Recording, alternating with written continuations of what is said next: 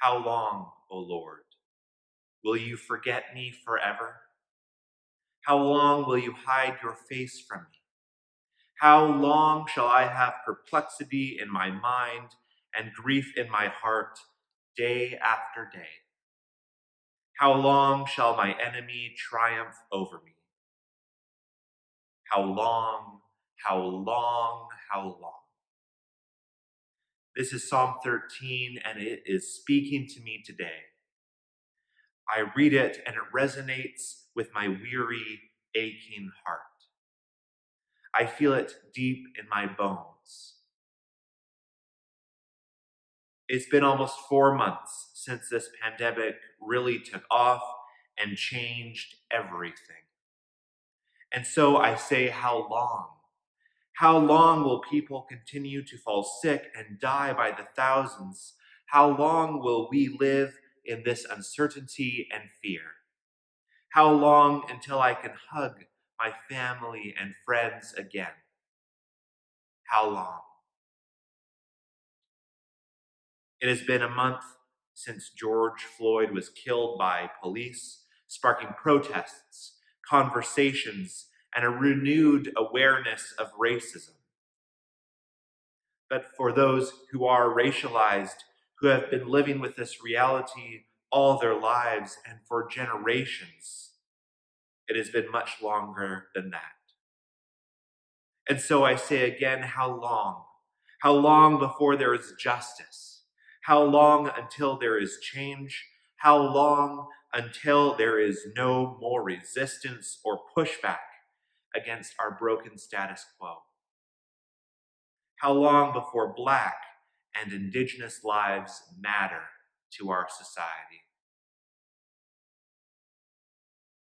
Look upon me and answer me, O Lord my God, the psalmist writes, asks, demands, prays. It can be difficult to have feelings, let alone prayers like this. Prayers of sadness, disappointment, despair, and anger. We are not always comfortable with them because I think we feel sometimes we have to stay positive all the time or just look on the bright side or stay quiet and power through. The only prayers that we can offer that are appropriate are well put together and polite sentences of thanks, praise, or intercession. However, our scriptures are full of examples of prayers of people who are in darkness, who are falling apart. These are prayers of lament, and they are so important. And sometimes these prayers of anger, disappointment, or deep sadness are directed right at God, like Psalm 13, and that's okay. It can be good even. We can bring our whole selves to God, who made us and loves us and knows us, our whole selves. Lament can be incredibly holy, incredibly healing. Sharing or praying about our anger, our disappointment, and our sadness helps us to process them and gives us the opportunity to not have to carry these burdens, these struggles alone. We don't need to do it alone. For the past couple of months, the St. John's Prayer Group has been meeting online. And in this format, we have organized our prayers roughly into 3 main categories: thanksgivings, intercessions, and laments. And I cannot tell you how important lament has been for me personally to pray in the past weeks and months. In the uncertainty, in the unknown, when my prayers are beyond words, I offer them to God.